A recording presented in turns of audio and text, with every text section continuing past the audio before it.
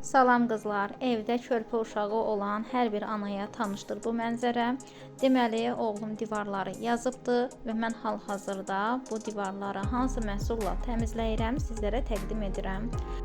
Faberlic'in Koreya istehsalı mazları vardı. Deməli, maçalkamızı isladırıq və həmin maza sürtürük. Daha sonra isə başlayırıq divarlarımızı təmizləməyə. Mən artıq bir hissəsini təmizləmişəm. İndi isə digər qalan hissəsini təmizləyirəm və keçirəm evin başqa bir bölgəsində başqa bir yazını təmizləməyə. Eyni formada maçalkamı pastaya batırıram və başlayıram təmizləməyə. Göz önündədir, saniyələr içərisində təmizlənmiş olur.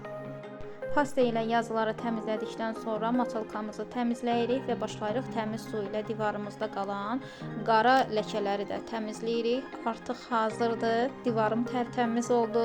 Deməli, oğlum yenidən buraları yazmağa başlaya bilər.